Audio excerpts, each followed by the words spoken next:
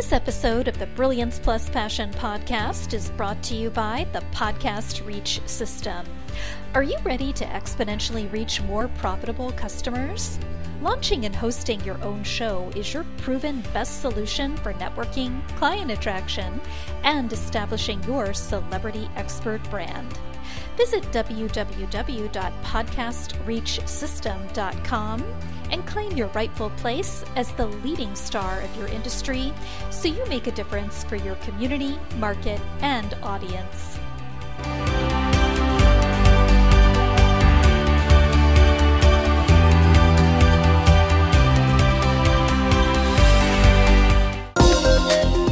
Welcome to the Brilliance Plus Passion podcast. Join us as we celebrate entrepreneurs, business creators, and brilliant minds who reveal what they are doing to make the world a better place by being part of it. Be sure to visit our website at www.brilliancepluspassion.com. While you're there, subscribe to us via your favorite network. Now sit back, lean in, tune in, get your notepad and 2 pens ready, and let's get started.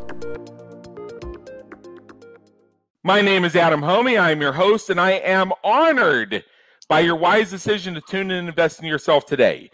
Right now, we are speaking with Linda Stirling, who is the founder of the Publishing Circle, and she has a list of accomplishments longer than my left arm. For the sake of brevity, I cannot say the whole thing here, but I do encourage you to go to brilliancepluspassion.com and read the full episode description where this will all be posted. If you're checking in through something like Apple Podcasts or Spotify or YouTube or anywhere else where you can find Brilliance Plus Passion podcast. Anyway, Linda works with writers to help them create long-term, life-affecting income from their books and the opportunities that can arise from being an author. This is 1/3 the answer to the first question, but we'll get the other 2/3 from you in a second. Linda's background includes managing major metropolitan newspapers and magazines, running 3 publishing companies, and raising millions of dollars in sponsorships. As a speaker, she has shared the platform with notables such as a name that comes up frequently in our podcast initiative live streams and everything podcasting, Guy Kawasaki, also Jenneth Blackert, Colin Tipping, and Harrison Klein, and probably more people that I've actually met, and has addressed several Fortune 500 companies. She's the international best-selling author of 55 books under her name as well as pseudonyms. So that's got me really curious. At any rate, Linda Stirling, welcome aboard.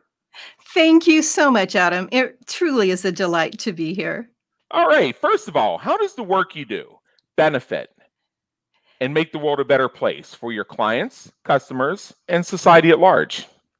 Well, let me start with kind of a brief description of how big publishing consistently works. So I'm going to put on my holier than thou voice and say, It's kind of like this. If we bestow upon you the privilege of being accepted, then we will make all the decisions, pay you maybe 3 to 5%, and we'll pay you that a year later if your book sells.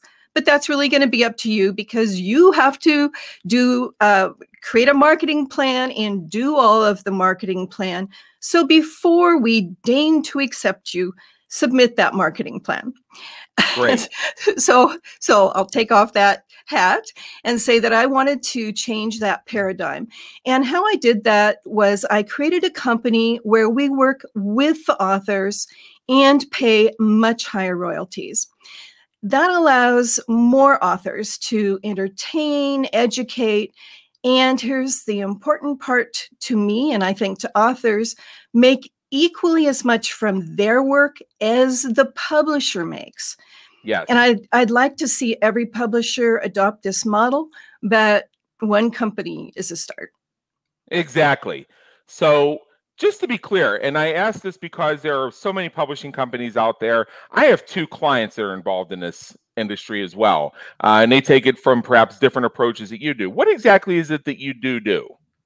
Well, I publish a wide variety of genres, so I really pick not only books, but authors that I like because I know I'm going to be working with them for a long, long time. But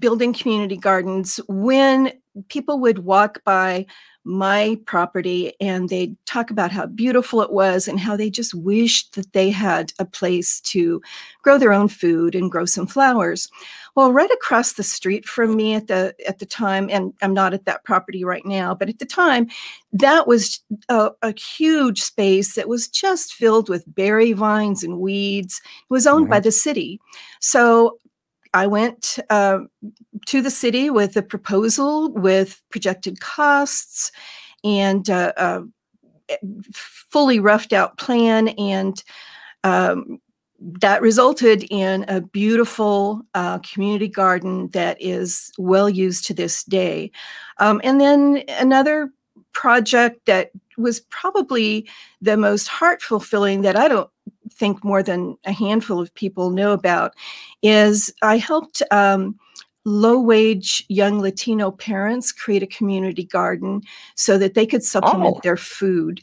And seeing the little kids with their trucks and their plastic garden utensils, that still gives me joy. I love it. I love it. So what do you hope people say about you when you're not around to hear it? She's kind, she listens, and you couldn't ask for a better friend. All I need to do is I need to get my cat, Princess Alessandra, to stop putting her paw on my keyboard, and we'll be solid. She's my supervisor, even though she occasionally makes appearances on the screen, but most of the time she's actually sitting right over to the left here.